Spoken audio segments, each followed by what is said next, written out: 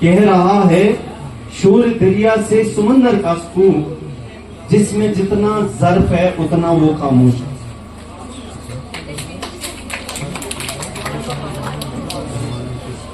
اگر ہم اس چیز کو دیکھیں کہ علامہ اقبال نے جو یہ شعر کہا ہے، واقعی میں یہ شعر جو ہے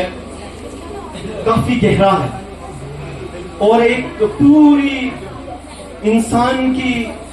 پرسنالٹی کو یہ ظاہر کرتا ہے۔ کہتے ہیں کہ استاد کا پیشہ جو ہے وہ پیغمبر کا پیشہ ہے، اور میں نے بھی کافی اس بارے میں تقریریں سنی ہیں اور اس میں کوئی دو رائے بھی نہیں، اس میں کوئی شک نہیں۔ لیکن ایک بات آپ جو مایوس کن حالت یہاں پہ دیکھ رہی تھی، جو ابھی آغا صاحب اظہار کر رہے تھے کہ اس وقت استاد اس تجزب میں ہے کہ معاشرے میں شاید میری کوئی ضرورت نہیں ہے، شاید میری وہ عزت نہیں ہو رہی۔ لیکن اگر آپ ذرا اس بات پہ غور کریں کہ اگر پیشہ پیغمبروں کا ہے تو پھر ہمیں سوچنا پڑے گا کہ پیغمبر نے کیا کیا، کیا ہم نے کبھی زخم کھائے، کیا ہم بھی کبھی لہو لہان ہوئے، کیا اگر حضور پاک صلی اللہ علیہ وسلم کا وہ واقعہ آپ یاد کریں جس میں ایک بڑھیا ان کے اوپر جو بیکار چیزیں تھی، خراب چیزیں تھی، وہ ان اکٹھا کر کے پھینکتی تھی ان کے اوپر، وجہ صرف یہ تھی کہ ان کا بھی ایک مشن تھا، وہ بھی ایک میسیج لے کر آئے تھے۔ تو جب وہ بڑھیا پھینکتی تھی وہ چیزیں، وہ روئی، وہ اس کو جمع کرتے تھے اور آہستہ آہستہ انہوں نے اس کی ایک چادر بنا لی، لیکن کبھی بھی انہوں نے ریوولٹ نہیں کیا، ریئیکٹ نہیں کیا، کیونکہ جن لوگوں کے مقاصد اعلیٰ ہوتے ہیں، جن لوگوں کے ارادے پختہ ہوتے ہیں اور جن کا مقصد اونچا ہوتا ہے، وہ چھوٹی چھوٹی چیزوں کو جو ان کے سامنے آڑے آتی ہیں اس طرف دھیان نہیں رکھتے۔ تو الٹیمیٹلی میں اس کو پورا کرنے جا رہا ہوں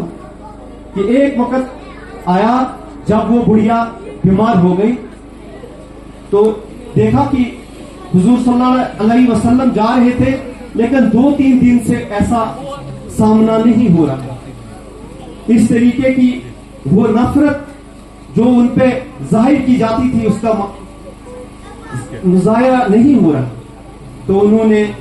پتا کیا کہ یہ کیا ماجرا ہے۔ تو جب ان کو پتا چلا، ان کو یہ پتا چلا کہ بڑھیا بیمار ہے، تو انہوں نے ارادہ کیا، مصمم ارادہ کیا کہ میں اس بڑھیا کی تعمیرداری پہ چلا جاؤں گا۔ اور جب وہ بنفس نفیس اس بڑھیا کی تعمیرداری پہ گئے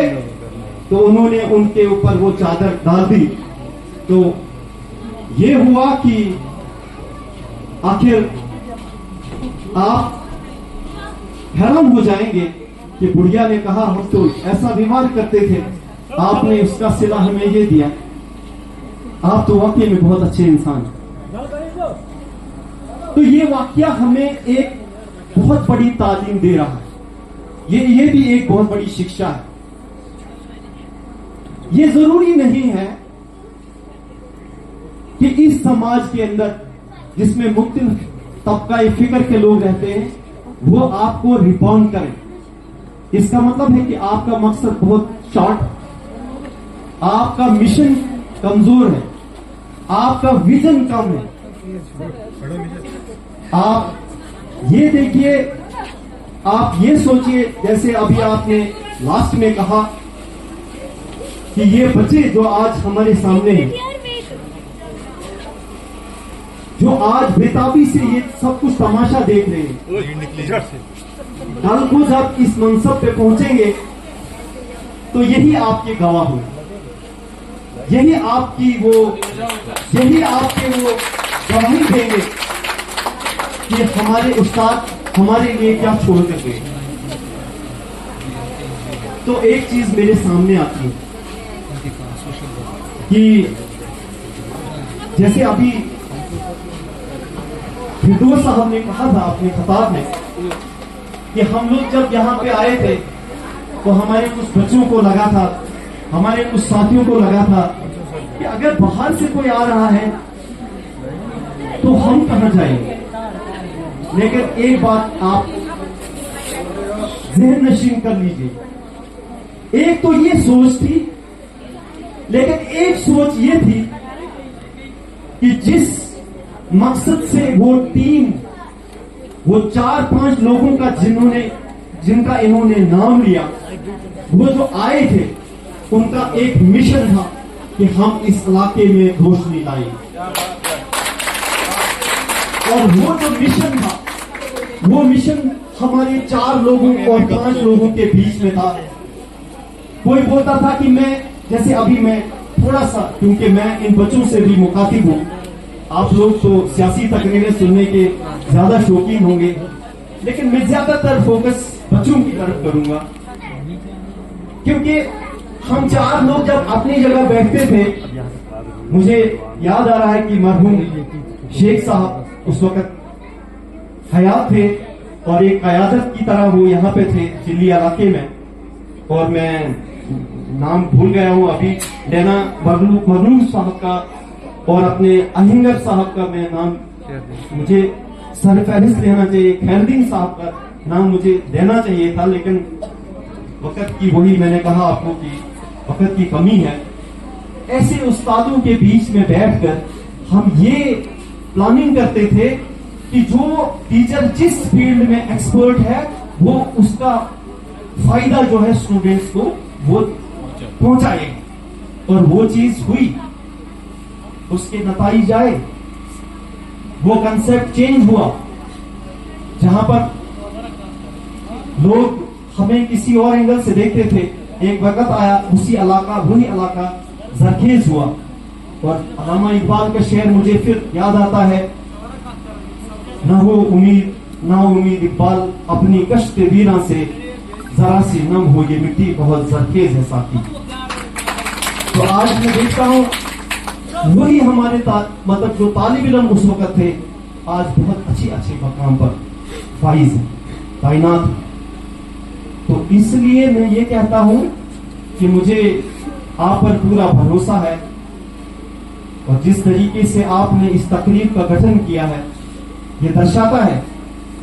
کہ یہاں کے استاد باشعور ہیں, اور یہاں کے استاد یہ سب جانتے ہیں کہ کس طریقے سے اس تقریب کو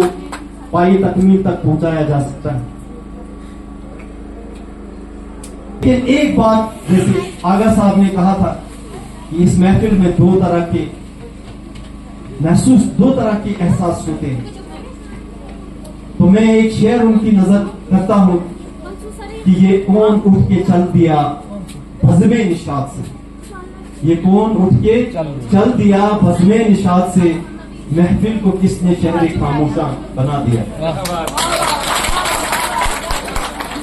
تو میں سمجھتا ہوں تو ہاسپٹل میں لیا تو یہ درشاتا ہے کہ یہ ایک اچھے استاد کے ساتھ ساتھ ایک بہترین انسان بھی. ابھی جماعت علی آغا صاحب نے کہا کہ درد دل کے لیے پیدا کیا انسان کو, درد دل کے لیے پیدا کیا انسان کو, ورنہ طاعت کے لیے کچھ کام نہ تھے کرو بھی. تو یہ چیز ہے نا, ایک استاد جب اچھا استاد ہوتا ہے اس کا مطلب وہ ایک اچھا انسان بھی ہے. ایک سوشل انجینئرنگ کو میں دیکھ رہا تھا, ایک سائنٹسٹ کو میں دیکھ رہا تھا. He has predicted himself not only at this stage, but he has already established, he has already made his point in the society, and he has set a benchmark. اس نے ایک بینچ مارک دیا ہوا ہے, اور وہ آپ کے لیے بہت مشکل ہو, میرے لیے بہت مشکل ہو, کیونکہ ایک طرف سے اگر ہم परफेक्ट होने की कोशिश करते हैं तो शायद दूसरी तरफ हम रह जाते हैं। लेकिन आज हम इस बात पे मजबूर हैं कि हमें एक उस्ताद होने के साथ साथ, एक बाप होने के साथ साथ एक अच्छा इंसान, एक बेहतरीन इंसान समाज के लिए साबित होना हमारे लिए बड़ा जरूरी है। कि अगर आपके इरादा पुख्ते हैं, इरादे जिनके पुख्ता हो, नजर जिनकी खुदा पर हो, तला तुम तेज मौजूद से वो घबराया नहीं। तो मैंने आज देखा है कि जब आप इरादा करते हैं, जब आप मुसम्मम इरादा करते हैं तो आप अपनी मंजिल को पा लेते हैं। मेरे लिए बहुत खुशी का मकाम है कि आज मैंने अपने एक साथी हंसारा सिंह जी को जो मैंने वचन लिया था मैंने वो पूरा किया। मुझे इससे ज्यादा खुशी है और सबसे बड़ी खुशी ये है कि मुझे एक ऐसे इंसान से मुलाकात हुई है जिनसे मैं इंस्पायर्ड हूँ, जिनसे मैं बिल्कुल प्रभावित हुआ हूँ, इंस्पायर हुआ। इस पर मजबूर करेगा कि वो स्टूडेंट इस ख्वाब में मुब्तला हो जाएगा कि कल को मुझे भी एक बेहतरीन उस्ताद बनना है, मुझे एक बेहतरीन इंजीनियर बनना है। तो मैं इन प्यारे प्यारे बच्चों से एक बात कहना चाहता हूं कि अभी जिक्र हुआ था कि मिट जाए गुनाहों का तस्वुर ही इकबाल, मिट जाए समाज से गुनाहों का तस्वुर ही इकबाल, अगर ये यकीन हो जाए कि खुदा देख रहा है। तो मतलब ये है, कहने का मतलब ये है कि जब आप फोकस हो जाएंगे आपको ड्रग्स वक्त सब खुद ही भूल जाएंगे, क्योंकि नशा बदल नहीं रहा है, नशे का रूट बदल नहीं रहा है। जिस बच्चे को तालीम का नशा लगेगा, जिस समाज में तालीम का डंका बजेगा, उसमें दवाई नहीं आएगी, उसमें बीमारी नहीं आएगी, उसमें बुराई नहीं आएगी, क्योंकि तालीम ही ऐसी चीज है जो कौम की तकदीरें बदलती है। मेरे पास वक्त की बड़ी पाबंदी है, क्योंकि इस महफिल के चेयरपर्सन होने के नाते मैं वक्त की कदर करना मेरा फर्ज बनता है। ये नन्हे मुन्ने बच्चे जो यहाँ पे सुबह से जिस सब्र का मुजाहिरा इन्होंने किया है, मैं इसकी दाद देता हूँ और इसके लिए इनको मैं सलाम पेश करता हूँ। न सिर्फ आज बल्कि जम्मू कश्मीर टीचर्स फोरम के आईन के मुताबिक जो हमने आईन दिया है पूरे उस्ताद किराम को कि अगर हम अपनी इज्जत करना चाहते हैं, अगर हम समाज के अंदर इस पेशे को हमने पहचानना है और इस पेशे को पहचानने के साथ अक्सर हमारा रोना है कि उस्ताद की इज्जत नहीं होती समाज के अंदर। इसलिए मैं बड़ी मौदबाना गुजारिश अपने उस्ताद कराम से करूंगा कि वो जो है इस चीज पे बड़ा ज्यादा कॉन्स्टेंटली फोकस करें, ताकि हमारा माशरा जो है, माजी हमारा जो फ्यूचर है, हमारे बच्चे जो हैं वो इस चीज में ज्यादा इंडल्ज ना हो। और बहुत मौदबाना गुजारिश है उस्ताद कराम से, और पेरेंट्स भी इस चीज का खास ख्याल रखें, क्योंकि मुझे कल एसडीएम साहब कह रहे थे कि जहां जहां जाते हो आप, जिस महफिल में भी जाते हो, ड्रग्स के एंटी ड्रग्स के बारे में थोड़ा लेक्चर दीजिएगा, ताकि हमारा माशरा एक क्लीन और ग्रीन माशरा बन सके। उस्ताद कराम से एक बार फिर मैं गुजारिश करता हूं कि क्लासों में, प्रेयर्स में, रोड पे, जहां कहीं भी आपको मौका लगता है अपने बच्चों को जो है ड्रग्स की हदायत दें, क्योंकि बच्चा जो है ये लोग जो है ये फ्यूचर हैं, ये आने वाला मुस्तकबिल है, ये किसी वक्त भी चेंज कर सकते हैं पूरी।